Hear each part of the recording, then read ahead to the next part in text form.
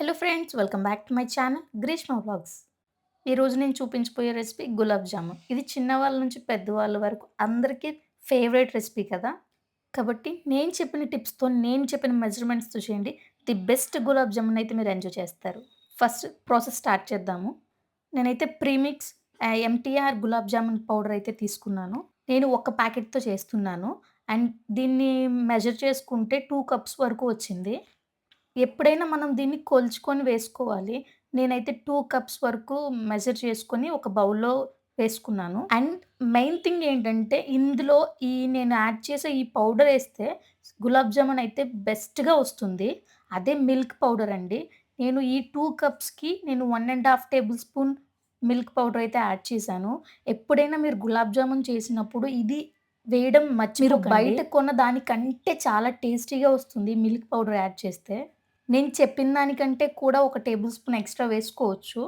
అలాగే దీనిలోకి పాలు వేసుకోవాలి. కొంచెం కూడా వాటర్ వేసి మిక్స్ చేయకూడదు. వాటర్ వేస్తే గట్టిగా అయిపోతుంది. కాబట్టి మిల్క్ కొంచెం కొంచెంగా వేసుకొని కన్సిస్టెన్సీ అడ్జస్ట్ చేసుకొని ఎప్పుడైతే మనకి మంచి కన్సిస్టెన్సీ వచ్చిందో అప్పుడు మిల్క్ ఎయడం ఆపేసి మంచిగా ముద్దలాగా ఫార్మ్ చేసుకొని మనం తీసుకున్న కొలతలకి నాకైతే హాఫ్ కప్ మిల్క్ అయితే పట్టింది ఇందులోకి యాడ్ చేయడానికి. అలాగే పిండి కలుపుతున్నప్పుడు కూడా గట్టిగా అదిమేసి కలపకూడదు. ఎందుకంటే ఇందులో ఎయిర్ బబుల్స్ ఉంటాయి. అవి మీరు కలుపుతున్నప్పుడు అవి బ్రేక్ అయినట్టయితే మీరు గులాబ్ జామున్ చేసినప్పుడు మీకు సరిగ్గా రావు. విరిగిపోతా ఉంటాయి. అండ్ స్పాంజీగా కూడా రాదు. లోపల ముద్ద ముద్దగా ఉండిపోయేటట్టు ఉంటుంది. కాబట్టి కలుపుకున్నప్పుడు కూడా జాగ్రత్తగా స్లోగా కన్సిస్టెన్సీ వచ్చాక మంచిగా దాని మీద ఏదైనా కప్పు పెట్టి పక్కన పెట్టుకోవాలి. ఈలోపు మనం షుగర్ సిరప్ అయితే రెడీ చేసుకుందాము. దానికోసం ఒక కడాయి గాని, గిన్నె గాని పెట్టుకొని దానిలో మనం మెజర్ చేసి పెట్టుకున్న ఆల్రెడీ కప్‌తో 2 కప్పులు షుగర్‌నయితే తీసుకోవాలి. 2 కప్పులకి 2 కప్పులు వాటర్ యాడ్ చేసుకోవాలి. ఇదైతే పర్ఫెక్ట్ మెజర్‌మెంట్ అండి. ఈ 2 సరిపోతుంది. 2 కప్పులు షుగర్‌కి 2 కప్పులు వాటర్.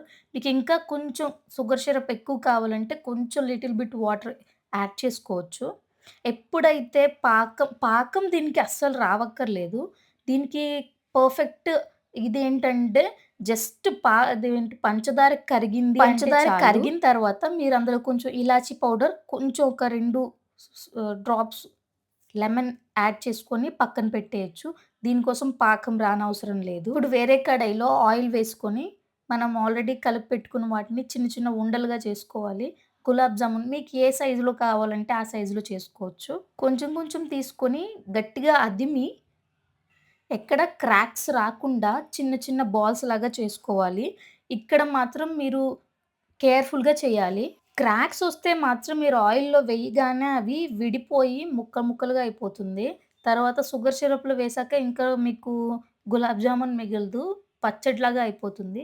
కాబట్టి ఎక్కడ క్రాక్స్ లేకుండా సాఫ్ట్‌గా మెల్లగా చేసుకోండి. మీకు ఒకవేళ గులాబ్ జామున్ ఈ మిక్స్చర్ చేసినప్పుడు గట్టిగా అయిపోతే కొంచెం మిల్క్ యాడ్ చేసుకొని కన్సిస్టెన్సీ అడ్జస్ట్ చేసుకోవచ్చు. లూజ్‌గా అయితే మిల్క్ పౌడర్ ఉంది కదా! అది ఒక 1 టేబుల్ స్పూన్ యాడ్ చేసుకొని మీరు పిండిని నార్మల్‌గా కలుపుకోవచ్చు.